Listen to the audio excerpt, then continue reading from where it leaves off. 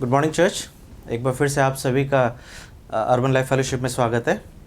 और मैं विश्वास करता हूँ कि हमने जो मरकुस की किताब शुरू करी है, इसके माध्यम से आपको सीखने को मिल रहा है और आशीष भी मिल रही है। और पिछले हफ्ते मैंने बात करी थी कि यीशु मसीह ने अपने पहले 4 जो चेले हैं उनको बुलाया, और हमने टाइटल दिया तब बुलाहट, जिसे हमने ये सीखा था कि परमेश्वर ने हर एक किसी को एक पर्पस दिया है जीवन में। हमें जहाँ भी रखा गया है वही हमारी बुलाहट है। हम जहाँ पर भी हैं वहाँ पर रहते हुए जब हम परमेश्वर के अपने काम को इस तरीके से करते हैं कि परमेश्वर को महिमा मिले, तब हम परमेश्वर की उस बुलाहट को पूरा करते हैं। उससे पहले हम देख रहे थे कि परमेश्वर ने किस तरीके से अद्भुत तरीके से यीशु मसीह को भेजा है, और यीशु मसीह के आने की भविष्यवाणी काफ़ी समय से पुराने नियम में अलग अलग लेखक ने की है। डैनियल की किताब में हम देख रहे थे कि नबूकदनेस्सर ने एक दर्शन देखा था, और उस दर्शन में जो स्टैचू था वहाँ पे बताया गया है 2 अध्याय में डैनियल के कि एक पत्थर निकला, और उस पत्थर ने उस स्टैचू के पैर पे जब हिट करा तो वो स्टैचू जो था पूरा टूट गया और ढेर हो गया और सब कुछ ख़त्म हो गया, लेकिन वो पत्थर जो था वो बढ़ता चला गया। और ये भविष्यवाणी थी कि यीशु मसीह जब आएंगे तो उनका राज्य का कभी अंत नहीं होगा। He will rain for ever. और फिर हमने देखा था कि ये जब यीशु मसीह की पैदाइश का समय है, तब स्वर्गदूत ने मरियम से भी ये चीज़ बोली थी कि वो याकूब के घराने पर सर्वदा राज करेगा और उसके राज्य का कभी अंत ना होगा। तो यीशु मसीह की एक आइडेंटिटी जो है वो मरकुस जो है वो दिखा रहा है। शुरू से वो ये बताना चाह रहा है कि यीशु कौन है। पहले अध्याय में कई बार अलग अलग तरीके से मरकुस जो है वो यीशु मसीह की आइडेंटिटी को रिवील कर रहा है। अभी तक किसी ने अपने मुंह से यीशु मसीह को नहीं पहचाना है, नहीं बोला है, लेकिन वो दिखाना चाह रहा है कि यीशु जो है he is the promise Messiah. ये वही है जिसके बारे में भविष्यद्वक्ताओं ने बोला है। इसलिए अपने पहले ही 1-2 वर्सेस के अंदर मरकुस जो है वो यशाया की वर्स को कोट कर रहा है, ताकि हमें समझ सकें कि यीशु जो है ये वही है जिसके बारे में पुराने नियम में कई साल पहले बताया गया था। आज हम देखेंगे 21वीं वर्ष से। तो आइए हम प्रार्थना करें ताकि हम अपने वचन में आगे बढ़ें। प्रभु, हम आपका धन्यवाद देते हैं आज के दिन के लिए, और विशेष तौर से प्रभु आज जब हम आपके वचन के साथ तैयार हैं तो प्रभु हम सब अपने आप को आपके हाथ में देते हैं, आज के वचन को आपके हाथ में देते हैं, सुनने वालों को आपके हाथ में देते हैं। यही प्रार्थना करना चाहते हैं प्रभु कि आपकी सामर्थ बहुतायत से हमारे ऊपर राज कर सके प्रभु, ताकि हम जब आज के वचन को सुनते हैं तो वचन के साथ साथ प्रभु हम आपकी आवाज़ को सुन सकें, और साथ साथ प्रभु हम आपकी अथॉरिटी को, आपके अधिकार को अपने जीवन में बहुतायत से होने दें। यीशु मसीह के नाम से इस प्रार्थना को मांगते हैं, आमीन। मरकुस उसका पहला अध्याय, Mark chapter 1, and we will see from the verses 21 onwards. हम कोशिश करेंगे कि 21 से लेके 34 तक देखेंगे, और साथ साथ हम पढ़ते जाएंगे और देखते जाएंगे।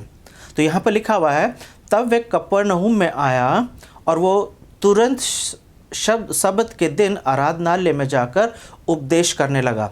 मैंने आपको पहले भी बताया था कि कुछ वर्ड्स हैं जो मरकुस की किताब में रिपीट हुए हैं, तुरंत यानी कि इमीडिएटली, और दूसरा वर्ड है गॉस्पल यानी कि सुसमाचार। और 21वीं वर्ष में आया कि तुरंत वो सब्त के दिन आराधनालय में जाकर उपदेश करने लगा, और लोग उसके उपदेश से चकित हुए, क्योंकि वो उन्हें शास्त्रियों के समान नहीं परंतु अधिकारी के समान उपदेश देता था।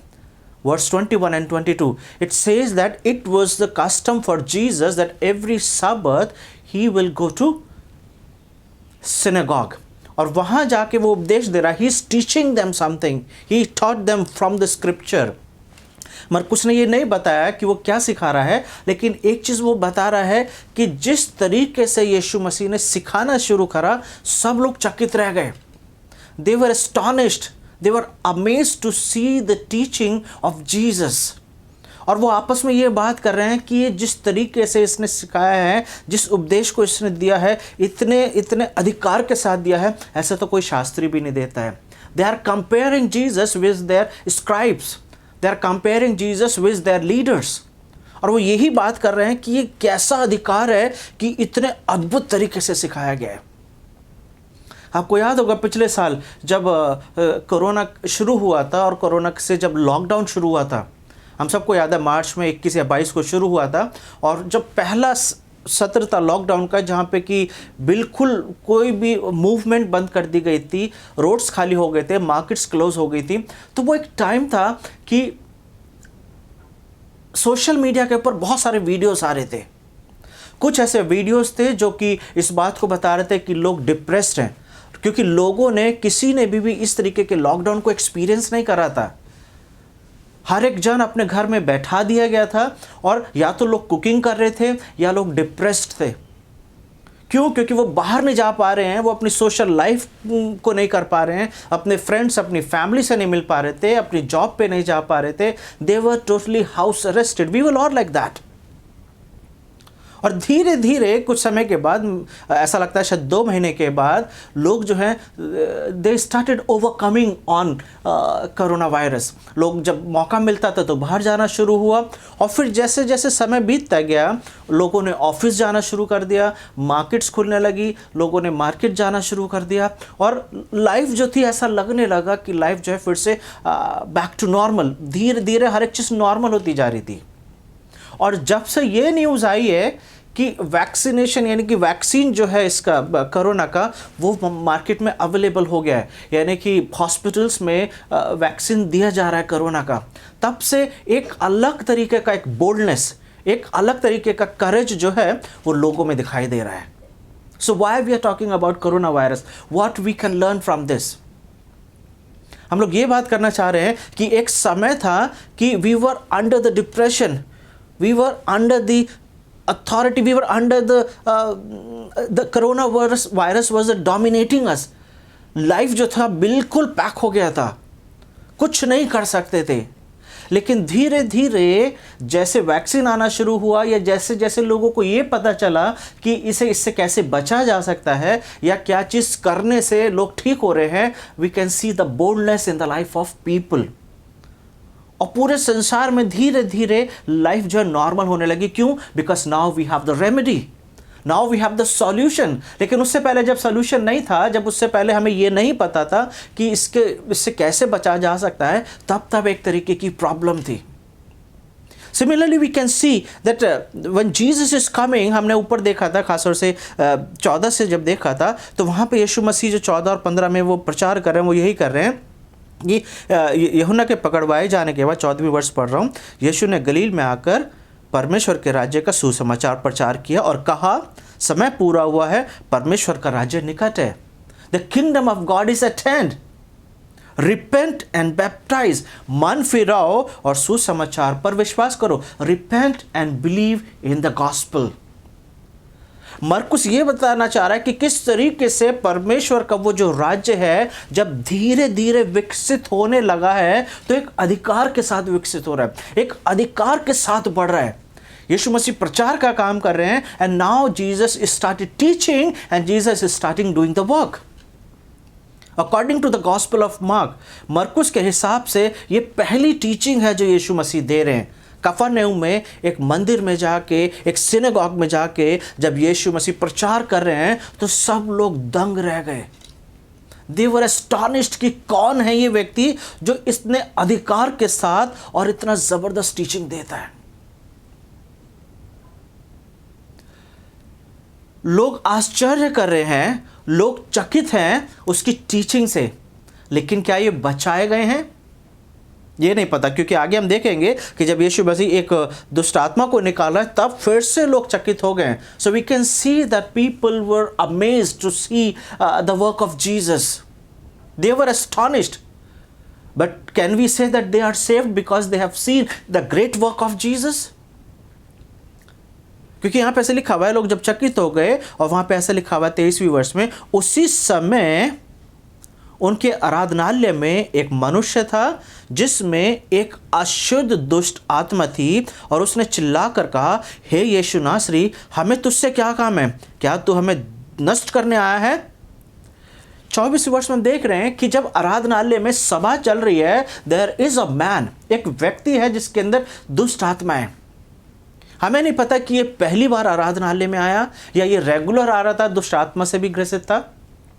लेकिन एक चीज़ तय है कि आराधनालय में, यहाँ जहाँ पे परमेश्वर के नाम से सभा की जाती है, जहाँ पे आराधना की जा रही है, जहाँ पे वचन पढ़ा जाता है, प्रार्थना की जाती है, वहाँ पर एक व्यक्ति है जिसके अंदर दुष्ट आत्मा है। And this man with the unclean spirit is sitting with the other people. और यीशु मसीह उसको एड्रेस नहीं कर रहे हैं, यीशु मसीह ने उससे कुछ नहीं बोला है, but when Jesus is teaching them, यहाँ पे ऐसा लिखा हुआ है, उसने, उस अशुद्ध आत्मा ने चिल्लाकर कहा, हे यीशु नासरी, हमें तुझसे क्या काम है। This is the first time in the Gospel of Mark that somebody is revealing the identity of Jesus. और यीशु मसीह की पहचान कोई व्यक्ति विशेष नहीं कर रहा है। लोग हैं जो यीशु मसीह से चकित तो हो रहे हैं, उसकी टीचिंग को देख के, यीशु मसीह को देख के चकित तो हो रहे हैं, but they don't know who Jesus is. उन्हें नहीं पता है ये व्यक्ति कौन है। लेकिन मरकुस बता रहा है कि मरकुस के सुसमाचार के हिसाब से अगर कोई यीशु मसीह को पहचान रहा है, हमें पता है कि यूहन्ना ने पहचाना था यीशु मसीह को, लेकिन उसके बाद अगर कोई यीशु मसीह को पहचान रहा है और उसके बारे में बात कर रहा है, तो वो है दुष्ट आत्मा है। ये व्यक्ति चिल्लाकर बोल रहा है, दुष्ट आत्मा चिल्लाकर बोल रही है, हे यीशु नासरी, हमें तुझसे क्या काम है। We know who you are, हमें पता है तू कौन है। 24वें वर्ष में, तू परमेश्वर का पवित्र जन है। पहली बार हमारा सवाल जो था वो यही था कि दैट हु इज जीसस, यीशु कौन है। और इसके आंसर को हम देख रहे हैं कि दुष्ट आत्मा चिल्ला के, करा के इस बात को बता रहा है that Jesus is the Holi one, he is the son of God, he has come from above. लेकिन 25वें वर्ष में लिखा हुआ है, यीशु ने उसे तुरंत डांट कर कहा, चुप रहे और उससे निकल जा। यीशु मसीह नहीं चाहते हैं कि दुष्ट आत्मा के द्वारा उनकी आइडेंटिटी रिवील हो, और ये आपने पहले भी कई बार पढ़ा होगा। लेकिन यहाँ पे एक क्वेश्चन है कि पहली चीज, दुष्ट आत्मा क्यों चिल्ला रही है। यीशु मसीह ने उसे कुछ नहीं बोला है, he is teaching, but we can see the creation and creator when they came opposite, when they came in front of each other, जब एक दूसरे के सामने आए, एक सच्चाई और एक झूठा जब एक दूसरे के सामने आया, तो झूठ जो है वो ठहर नहीं सका है। जब वहां पे लिखा हुआ है कि वो अशुद्ध आत्मा चिल्ला कर कहा, चिल्लाने का मतलब क्या है। This shows the fear in demons world. उन्हें पता है ये जो व्यक्ति खड़ा हुआ है, इसके पास ये अधिकार है कि ये हमें नष्ट कर सकता है। इन्हें पता है इसके पास ये अधिकार है that he can throw us into the hell. And this is the fear in the demon कि वो चिल्ला रहे हैं कि तू यहां पर क्यों आया है। क्यों? क्योंकि उन्हें पता है they can't face him. This is the judgment on them. उन्हें पता है इस व्यक्ति के पास ये अधिकार है कि वो हमें नष्ट कर सकता है, और इसलिए वो पूछ रहे हैं कि क्या तू हमें नष्ट करने आया है। Jesus doesn't need testimony of demons. यीशु मसीह को दुष्ट आत्मा की गवाही की जरूरत नहीं है कि लोग यीशु मसीह पर विश्वास करें। यीशु मसीह चाहते होंगे कि लोग उन्हें जाने, उनकी टीचिंग पर चलें, उनकी बातों को माने, but at the same time he doesn't need the testimony of demons. उन्हें दुष्ट आत्माओं की गवाही की ज़रूरत नहीं है ताकि दुष्ट आत्माएं जो है यीशु मसीह के बारे में बोलें और लोग विश्वास करें। क्योंकि दुष्ट आत्माओं के बोलने से अगर यीशु मसीह ने चुप नहीं कराया होता, तो हो सकता है कि लोग सोचने लगते या उसकी बात को सुनकर शायद मानते या कैसे रिएक्ट करते। But one thing we can see that Jesus doesn't need the testimony of demons. Yeshu Masih नहीं चाहता कि दुष्ट आत्माओं के मुंह से यीशु मसीह के बारे में प्रचार किया जाए, लेकिन हाँ, वो ये ज़रूर चाहते हैं कि आपके और मेरे मुंह से यीशु मसीह के बारे में प्रचार करें। अगर लोग यीशु मसीह के बारे में जानने चाहिए आज के समय में, तो वो आपके और मेरे द्वारा यीशु मसीह के बारे में जानने चाहिए। क्योंकि यहाँ पर they are crying out of the fear.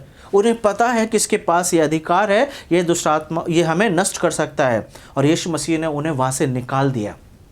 26 वर्ष में लिखा हुआ है, तब अशुद्ध आत्मा उसको मरोड़कर और बड़े शब्द से चिल्लाकर उसमें से निकल गई और इस पर सब लोग आश्चर्य करने लगे। Once again we can see that people were astonished, once again people were amazed to see the work of Jesus. पहले उसकी टीचिंग के द्वारा, अब उसके कार्यों के द्वारा। This is the first act of Jesus according to the gospel of Mark. वो अभी तक उसकी शिक्षा से बहुत चकित हो रहे थे, उसकी शिक्षा से चकित थे। अब यीशु के द्वारा ये जो काम किया गया है वो उसको देख के वो सोच रहे हैं कि ये किस तरीके का काम है। 27 वर्ष में लिखा हुआ है, इस पर सब लोग आश्चर्य करते हुए आपस में वाद विवाद करने लगे। Now this became the matter of debate, this became the matter of talk. ये किस तरीके की चीज है, ये क्या बात है, ये तो कोई नया उपदेश है। वो अधिकार के साथ दुष्ट आत्माओं को भी आज्ञा देता है। अभी तक तो हमने इसे ये देखा है कि he came and he taught us with the authority।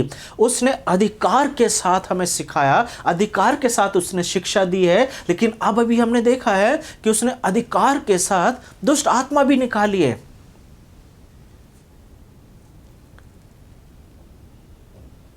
और ये उनके लिए एक बहुत बड़ा क्वेश्चन है, क्योंकि इस तरीके की प्रैक्टिस, इस तरीके का अधिकार अभी तक उन्होंने नहीं देखा है। और वो बात कर रहे हैं कि दुष्ट आत्माएं भी उसकी आज्ञा मानती है और उसका नाम तुरंत गलील के आसपास के सारे देश में फैल गया। Immediately the news of Jesus spread. फिर से वो तुरंत शब्द आ रहा है, वो इमीडिएटली आ रहा है कि यीशु के बारे में ये चर्चा पूरे समाज में फैल गई। जैसे कि हमने शुरू में भी बताया था कि मार्क जो है वो यीशु मसीह की आइडेंटिटी को रिवील कर रहा है। He is showing that who Jesus is. Yeshu Masih कौन है। यहाँ पर ये जो घटना घटी ये इंपॉर्टेंट नहीं है। जब हम गॉस्पेल की स्टडी करते हैं, when we read Matthew, Mark, Luke, John, वहाँ पर हमें बहुत सारे इवेंट्स, बहुत सारी घटनाओं को होते हुए हम देखते हैं, बहुत सारे चंगाइयों के काम को होते हुए देख रहे हैं। यीशु मसीह शिक्षा दे रहे हैं, चंगाइयों के काम को कर रहे हैं। But think for a moment, लेखकों ने यीशु मसीह की चंगाइयों के कामों को क्यों सिखाना चाह रहे, क्यों रिकॉर्ड किया गया है? Why the Mark is writing that Jesus stood and taught with the authority? क्या जरूरत है? क्या वो ये बताना चाह रहा है कि यीशु मसीह ने अधिकार के साथ शिक्षा दी और अधिकार के साथ दुष्टात्माओं को निकाला है? मुझे ऐसा लगता है कि मरकुस ये बताना चाह रहा है कि यीशु वो है जिसके ऊपर हर एक चीज का अधिकार है। Jesus has the power, he has the authority over anything and everything। और इसलिए जो मेरे आज का टाइटल है वो यही है, द डिवाइन अथॉरिटी। दिव्य अधिकार, ईश्वरीय अधिकार, एक ऐसा अधिकार जो परमेश्वर के पास हो सकता है या परमेश्वर के द्वारा दिया जाता है। यीशु मसीह का अधिकार, उन्होंने अधिकार से शिक्षा दी और लोग जो हैं चकित हो गए उसके अधिकार को देख के। फिर यीशु मसीह का अधिकार, ही has the authority even over the demons. यहाँ पे दुष्ट आत्मा ने क्या बोला है, वहाँ पे अगर फिर से देखेंगे 23वें वर्ष में, उसी समय में उनके आराधनालय में एक मनुष्य था जिसमें एक दुष्ट आत्मा थी। नाउ थिंक अबाउट इट, एक दुष्ट आत्मा थी, एक से ज्यादा नहीं है।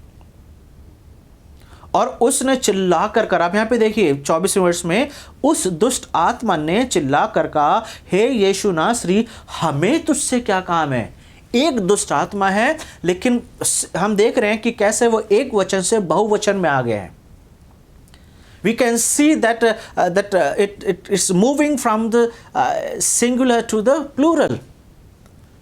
और यहां पर हम एक चीज देख रहे हैं कि दुष्ट आत्मा ने जब यीशु मसीह को फेस करा, यीशु मसीह के सामने है, so now on the behalf of other demons, पूरे जितने भी दुष्ट आत्मा हैं उनके बिहाफ पर, उनके बारे में ये अकेली जो दुष्ट आत्मा है ये बात कर रही है। और क्या बोले, क्या हमें तुझसे क्या काम है, क्या तू हमें नष्ट करने आया है। On the behalf of other demons, जितना भी डीमंस वर्ल्ड है उसके बिहाफ पर ये दुष्ट आत्मा बात कर रही है। और वो बोली कि क्या तू हमें नष्ट करने आ गया है।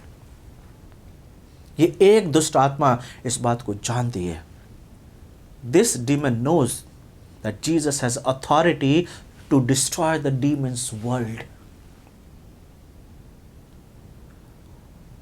हमने इस चीज़ को देखा है कि जब यीशु मसीह का 40 दिन का उपवास चल रहा था तो वहाँ पर शैतान यीशु मसीह की परीक्षा ले रहा और वहाँ पे उसे बोला था, तू झुक कर दंडवत कर दे तो मैं सारी चीज़ें तुझे दे दूंगा। क्या हर एक चीज़ शैतान की है क्या? क्योंकि वो बोल रहा है अगर झुक के दंडवत करोगे तो मैं सारी चीज़ें दे दूंगा। तो इसका मतलब अगर यीशु मसीह ने झुक के दंडवत नहीं करा है तो क्या ये संसार परमेश्वर का नहीं है? यहां पर हमें सबूत मिल रहा है कि Jesus has the authority on everything.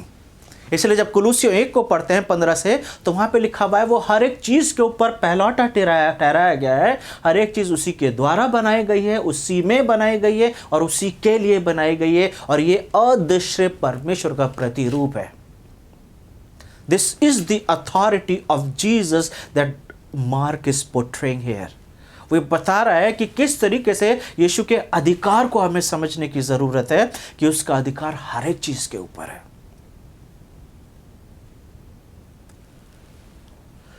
21 से लेकर 28 तक अगर हम देख रहे हैं, लोग 2 बार चकित हुए हैं। दुष्ट आत्मा डर गया यीशु मसीह को देख के। 3 घटनाएं हैं, 2 बार लोग चकित हो रहे हैं, दुष्ट आत्मा डर गई है। क्या इन तीनों घटनाओं को देख के दुष्ट लोगों का 2 बार चकित होना, दुष्ट आत्मा का डरना, क्या हम इस बात को बोल सकते हैं कि क्या लोग और दुष्ट आत्मा बचाए गए हैं? There are possibilities that you and I can be impressed with anybody. हम अपने समाज में किसी से भी इंप्रेस हो सकते हैं, चकित हो सकते हैं और आश्चर्य कर सकते हैं किसी की टीचिंग के ऊपर, किसी की प्रीचिंग के ऊपर, किसी काम के ऊपर। लेकिन क्या वो चकित हो जाना, क्या वो आश्चर्य करना, क्या वो आपको उद्धार का अनुभव देता है? क्या जब हम किसी से बहुत ज़्यादा इंप्रेस हो जाते हैं तो क्या हमारा जीवन बचाया जाता है क्या? Because they are impressed with the teaching of Jesus and the work of Jesus. But they are not saved. क्योंकि बचाए जाने के लिए पश्चाताप करना जरूरी है, बचाए जाने के लिए माफी मांगना जरूरी है, बचाए जाने के लिए यीशु मसीह को अपना उद्धारकर्ता ग्रहण करना जरूरी है। They are surprised, but they are not saved. हमारे समाज में भी, खासतौर से हमारे क्रिश्चियन समाज में बहुत सारा ऐसा होता है कि कई बार हम बहुत सारे टीचर से और पास्टर से बहुत इंप्रेस हो जाते हैं बहुत जल्दी। The way the people teach, the way people preach.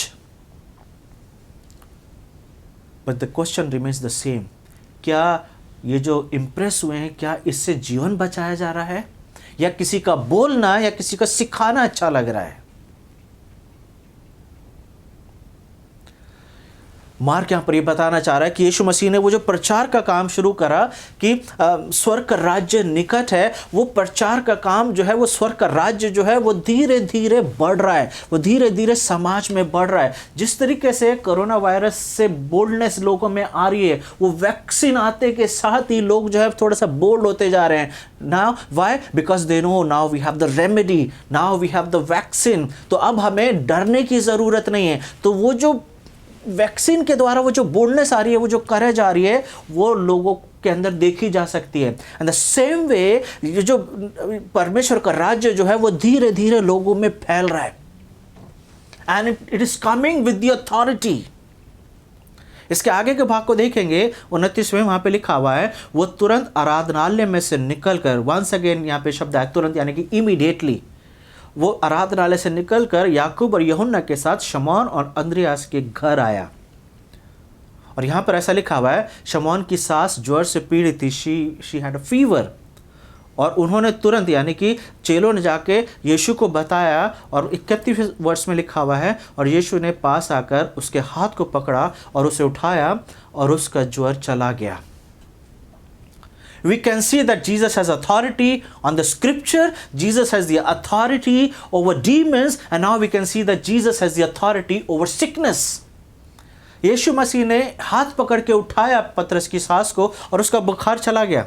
और वहाँ पे 32वीं वर्ष से ऐसा लिखा हुआ है, संध्या के समय जब सूर्य डूब गया तो लोग सब बीमारों को और उन्हें जिनमें दुष्ट आत्माएं थी उनके पास लाया, और सारा नगर द्वार पर इकट्ठा हुआ, और उसने बहुतों को जो नाना प्रकार की बीमारियों से, जस्ट नोटिस दिस, नाना प्रकार की बीमारियों से थे, चंगा किया। बहुत सी दुष्ट आत्माओं को निकाला, और उसने दुष्ट आत्माओं को बोलने ना दिया, क्योंकि वे उससे पहचानती थी। Jesus never allowed demons to say anything. Yeshu Masih नहीं चाहते हैं कि दुष्ट आत्माओं के द्वारा लोग प्रभु यीशु मसीह को पहचाने। अगर वो जरूरी था तो यीशु को चेले चुनने की जरूरत नहीं थी, because they were crying out of fear. और मरकुस यहां पे बता रहा है कि यीशु का अधिकार वचन के ऊपर, यीशु का अधिकार दुष्ट आत्माओं के संसार के ऊपर, और यीशु का अधिकार हर एक बीमारी के ऊपर है। क्योंकि यहां पे लिखा हुआ है कि संध्या के समय में हर तरीके की बीमारी से ग्रसित लोग पतरस के घर पे आ गए, और यीशु मसीह उन सब को ठीक कर रहे हैं। So what we can learn from these portions, क्या हम सीख सकते हैं? यीशु का अधिकार हर एक चीज के ऊपर दिखाई दे रहा है, लेकिन जैसे 31वीं वर्ष में लिखा हुआ है, तब उसने पास आकर, यानी कि यीशु ने पास आकर और पतरस की सांस को हाथ से पकड़कर उठाया, और उसका ज्वर तुरंत उतर गया और वो उसकी सेवा टहल करने लगी। We can see the authority of Jesus when worked in the life of the mother in law of Peter. Patras की सास के ऊपर जब यीशु के अधिकार ने एक काम करा है, एक चंगाई का काम करा है, तो सबसे पहला रिएक्शन जो वहां पर लिखा हुआ है, वो तुरंत उठकर उन सब की सेवा टहल करने लगी। She started serving them. She started serving Peter, James, John, Andrew and Jesus. उसने चंगाई को प्राप्त करा है, उसने यीशु मसीह के द्वारा एक काम को अपने जीवन में महसूस करा है। She felt the authority of Jesus into her life, and now she started serving Jesus and the disciples. अगर हम अपने आप को क्रिश्चियंस बोलते हैं, अगर हम अपने आप को बिलीवर बोलते हैं, और अगर हम ये बोलते हैं कि यीशु का अधिकार, यीशु की अथॉरिटी मेरे जीवन में है, so what you and I should do, क्या करने की जरूरत है? We have to learn from the mother in law of Peter. Yeshu यहां पे काम कर रहे हैं, लेकिन एक रिएक्शन है जो हमें देखने को मिल रहा है, वो ये है कि वो उनकी सेवा टहल करने लगी। And this is the application part that you and I can do, कि अगर हमने अपने जीवन में यीशु के कार्यों को किसी न किसी रूप से हमने महसूस करा है, क्योंकि हम सब, maybe we are not possessed by the evil spirit, but definitely we have unclean heart. हमारे पास अशुद्ध दुष्ट आत्मा नहीं है, लेकिन अशुद्ध दिल है। जैसे कि यिर्मयाह की किताब में लिखा हुआ है कि मन में तो असाध्य रोग लगा हुआ है। We are the same kind of people, maybe we are not possessed by the demon, लेकिन हमारे अपने कुछ ऐसे चाल चलन है जिससे हम ग्रसित हैं। हो सकता है कि हम लोग जो है पैसा के पीछे भाग रहे हैं, maybe the position, maybe the money, maybe we are so much ambitious, हम कुछ करना चाहते हैं, कुछ प्राप्त करना चाहते हैं, और उन सब में हो सकता है कि हम परमेश्वर को बहुत पीछे छोड़ चुके हैं। और maybe we just remember God only when we face some challenges in our life. जब ज़रूरत ऐसी आती है, जब सताव आ जाता है, जब लोग बीमार होते हैं या परेशान होते हैं, उस वक्त यीशु मसीह की ज़रूरत होती है। लेकिन हमें सीखने की ज़रूरत है और ये जानने की ज़रूरत है कि यीशु मसीह इसलिए आए हैं ताकि हम परमेश्वर के अधिकार को हर एक जगह पर देख सकें। Jesus has authority everywhere. हर एक चीज़ के ऊपर यीशु मसीह का अधिकार है। मेरे विचारों के ऊपर जो मैं सोचता हूँ, मेरे चाल चलन के ऊपर जो मैं बोलता हूँ, जो मैं करता हूँ, हर एक चीज़ के ऊपर यीशु मसीह का अधिकार है। लेकिन सवाल ये है कि क्या उस अधिकार को मैंने एक्सेप्ट करा है? क्या उस अधिकार को मैंने जाना है अभी तक कि नहीं? क्योंकि वो अधिकार ही परमेश्वर का राज्य है। यीशु मसीह बोल रहे हैं मन फिराओ क्योंकि स्वर्ग का राज्य निकट है। And this is the kingdom of God that we may experience the authority of Jesus in your life and in my life. Yeshu Masih का वो अधिकार क्या है? परमेश्वर का राज्य कि जब यीशु मसीह का अधिकार मेरे जीवन में काम करता है और जब मैं उसे दूसरों को सिखाता हूं ताकि लोग जो है यीशु मसीह के अधिकार में, so that they may go in divine authority of Jesus, उस अधिकार को अपने जीवन में हम पहचान सकें, हम याद रख सकें कि यीशु मसीह का अधिकार मेरे विचारों पर है। He knows every thought, जैसे डेविड बोल रहा है कि मैं कहाँ जाऊँ छुप के। You know everything. You know every thought that comes into my heart, into my mind. मेरे दिमाग में उठने वाला हर एक विचार जो है वो परमेश्वर जानते हैं। लेकिन जब मैं अपने आप को सबमिट कर देता हूँ यीशु मसीह के हाथ में और जब मैं बोलता हूँ कि let you reign into my life, कि आप मेरे जीवन के ऊपर अधिकार करें, become the God of my life, जब मैं अपने मुंह से बोलता हूं कि आप मेरे जीवन के परमेश्वर हैं। पिछली बार भी मैंने बोला था कि वो दरवाजे पे खड़ा हुआ खटखटा रहा है। He wants to come in your life and in my life. हर एक चीज के ऊपर यीशु मसीह का अधिकार है, लेकिन क्या हर एक चीज के ऊपर मैंने यीशु मसीह को अपने जीवन में अधिकार करने दिया है कि नहीं दिया है? Maybe he has come into my heart, but he is not on the center. यीशु मसीह को अपने जीवन में ले लेना काफी नहीं है, लेकिन यीशु मसीह के द्वारा जीवन जीना जरूरी है। यहां पे देखने को मिल रहा है कि जैसे ही दुष्ट आत्मा यीशु मसीह को देख रही है वो चिल्लाने लगी। We can see the lie cannot stand in front of the truth. एक अशुद्ध जो है वो शुद्ध और पवित्र के सामने खड़ा नहीं हो पाया। सिमिलरली हमने देखा था यशाया की किताब में उसके 6 अध्याय में कि जब यशाया मंदिर में गया और उसने परमेश्वर के दर्शन को देखा तो वहां पे उसके भी कुछ ऐसे शब्द थे कि हाय है मुझ पर, मैं जो अशुद्ध होने वाला हूं, मैंने परमेश्वर के दर्शन को देख लिया है। This is the reaction of every person और every people when they come, when they see Jesus, when they see the creator of this universe. जब आप और मैं परमेश्वर की उपस्थिति में जाते हैं, कई बार आपने सुना होगा कि जब कहीं पे प्रीचिंग की जा रही होती, टीचिंग की जा रही होती, तो किसी का बोलना ऐसा लगता है कि मुझे बोला जा रहा है। यहां पे दुष्ट आत्मा को यीशु मसीह ने कुछ नहीं बोला। यहां पे आप पढ़िए, वहां पे ऐसा लिखा हुआ है, he was teaching them. यीशु मसीह उनको एड्रेस नहीं कर रहे हैं, लेकिन जैसे ही उन्होंने यीशु मसीह को देखा उन्हें समझ में आ गया कि ये हमें डिस्ट्रॉय करने वाला आ गया। He has the authority, he can destroy us. उन्हें लग गया इस बात का एहसास कि ये जो है ये हमें नुकसान पहुंचा सकता है। क्यों? Because he is the creator, he is the God.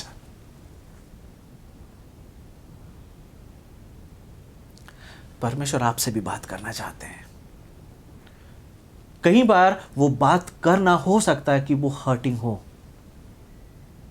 कई बार वो ऐसा हो सकता है कि जो शायद यशाया को पसंद नहीं आया, ये दुष्ट आत्माओं को समझ में नहीं आ रहा है, लोग जो सुन रहे हैं उन्हें समझ में नहीं आ रहा है, लेकिन किसी भी तरीके से यहां पे कोई भी बचाया नहीं गया है। क्योंकि बचाए जाने के लिए अपने जीवन को सुधारना ज़रूरी है। बचाए जाने के लिए आश्चर्य हो जाने के साथ साथ काम करने की ज़रूरत है, तभी परमेश्वर का राज्य आपके जीवन में दिखाई देगा। वरना हो सकता है you have the mental knowledge, आपको ज्ञान है कि परमेश्वर का राज्य क्या है, लेकिन परमेश्वर का राज्य तभी आपके जीवन में आएगा जब आप अपने जीवन में तौबा करेंगे, माफ़ी मांगेंगे और अपने आप को प्रभु यीशु मसीह के हाथ में दे देंगे। क्योंकि आज का जो पोर्शन है वो यही सिखा रहा है that Jesus has authority over everything. हर एक चीज के ऊपर यीशु मसीह का अधिकार है, लेकिन वो अधिकार आपके जीवन में तब काम करता है जब आप उसके अनुसार अपने जीवन को जीते हैं। पतरस की सास सेवा कर रही है। We can also serve God by serving others. हम कैसे परमेश्वर की सेवा करते हैं? आज यीशु मसीह साक्षात रूप में हमारे बीच में नहीं है, but how we can serve God. कैसे हम परमेश्वर की सेवा टहल कर सकते हैं? जब हम परमेश्वर के कार्यों को करते हैं, when we obey, when we follow the commandments of Jesus, यीशु मसीह ने जो सिखाया है, यीशु मसीह ने जो बोला है, जब उन चीज़ों को हम करते हैं, ईमानदारी से करते हैं, मानते हैं, तब वो परमेश्वर की एक सेवा करना माना जाता है. Then that becomes a ministry of God. तो मेरी ये प्रार्थना है कि आज के वचन के द्वारा आप इस बात को सीखें, बहुतायत से यीशु मसीह के उस अधिकार को अपने जीवन में होने दें, ताकि परमेश्वर का राज्य आपके जीवन में भी दिखाई दे सके. आश्चर्य होने की ज़रूरत नहीं है, चकित होने की ज़रूरत नहीं है, रिपेंट करने की ज़रूरत है, पश्चाताप करने की ज़रूरत है, माफ़ी मांगने की ज़रूरत है. यीशु मसीह सरप्राइज करने नहीं आए थे. यीशु मसीह आए थे कि लोग मन फिराएं, तौबा करें और यीशु मसीह को अपना उद्धारकर्ता ग्रहण करें. लोग चकित तो हो रहे हैं, लेकिन यीशु मसीह पर फिर भी विश्वास नहीं कर रहे हैं. दुष्ट आत्मा यीशु मसीह की आइडेंटिटी को रिवील कर रही है. बट रिमेंबर, परमेश्वर ने आपको और मुझे चुना है यीशु मसीह की आइडेंटिटी बताने के लिए. दुष्ट आत्माओं की आइडेंटिटी जीवन नहीं बदलती है लोगों की, लेकिन जब आप और मैं, क्योंकि हम जब किसी को यीशु मसीह के बारे में बताते हैं तो हम उस कन्विक्शन के साथ बताते हैं, उस अनुभव के साथ बताते हैं जो हमारे जीवन में हुआ है. सो आइए हम यीशु मसीह के इस काम को कर सकें और अपने जीवन में यीशु मसीह के राज्य को पूरी तरीके से आने दें, ताकि लोग देख सकें और हम कह सकें, जैसे हम लॉर्ड्स प्रेयर में बोलते हैं कि तेरा राज्य आए. हम अपने जीवन में यीशु मसीह का राज्य देख सकें. अपने आप से सवाल पूछिए, क्या आपके जीवन में यीशु मसीह का राज्य आ गया है? क्योंकि अगर आपके जीवन में यीशु मसीह का राज्य आ गया है तो आपका जीवन फर्क होगा. आपका जीवन वैसा नहीं होगा जैसा पहले होगा. आपके लोग, आपका परिवार, आपके दोस्त, जहाँ कहीं भी आप उठते बैठते हैं, जिन लोगों में आप आते जाते हैं, वो आपके जीवन में यीशु मसीह के राज्य को देखेंगे और आपके द्वारा यीशु मसीह का राज्य उनके जीवन में भी आएगा. तो ये मेरी प्रार्थना है कि प्रभु आपके जीवन में बहुत ऐसे काम करे और आपके द्वारा यीशु मसीह का राज्य जो है दूसरों तक पहुंच सके. May God bless you. आइए हम प्रार्थना करें. प्रभु, हम आपका धन्यवाद देते हैं आज के वचन के लिए. धन्यवाद देते हैं प्रभु कि हम इस बात को सीख सकते हैं कि यीशु मसीह जब पृथ्वी पर आए तो उनका अधिकार हर एक चीज़ के ऊपर था प्रभु. और मरकुस बहुत सुंदर तरीके से यीशु मसीह के अधिकारों की बात कर रहे हैं कि यीशु मसीह का अधिकार वचन के ऊपर, यीशु मसीह का अधिकार दुष्ट आत्माओं के ऊपर, यीशु मसीह का अधिकार हर एक बीमारी के ऊपर है. और जैसे जैसे हम आगे जाएंगे हम इस बात को देखेंगे that Jesus has the authority over everything, every creation, everything that has been created. You have the power and authority. प्रभु, ये हमारा सौभाग्य है कि हम आपको जानते हैं, हम आपको पिता बोलते हैं, हम आपके साथ अपने अपने विचारों को रखते हैं. प्रभु, हम आपसे बातचीत करते हैं, हम आपकी आराधना करते हैं. मदद करें प्रभु, ताकि हमारी आराधना सिर्फ हमारे होठों से ना हो, बल्कि प्रभु हमारे दिल से हो. हमारी आराधना वैसी हो प्रभु ताकि आपको पसंद आने पाए और हमारे जीवनों में प्रभु आपका राज्य बहुतायत से बढ़ सके, ताकि हमारे द्वारा दूसरों के जीवन में आपका राज्य आ सके. धन्यवाद देते हैं आज के वचन के लिए जिसके द्वारा आपने हमसे बातचीत करी. यीशु मसीह के नाम से इस प्रार्थना को मांगते हैं. आमीन. Thank you very much. मैं विश्वास करता हूं कि आपको वचनों के द्वारा बहुत आशीष मिल रही है. दूसरों के साथ ज़रूर शेयर करें. हम बार बार इस चीज़ को बोलते हैं क्योंकि एक छोटा सा एफर्ट है. किसी को जब आप भेजते हैं तो हो सकता है किसी के जीवन में एक बड़ा कार्य हो सकता है. So keep serving Lord, keep praying और प्रभु में आगे बढ़ते रहिए. God bless you. Have a wonderful week.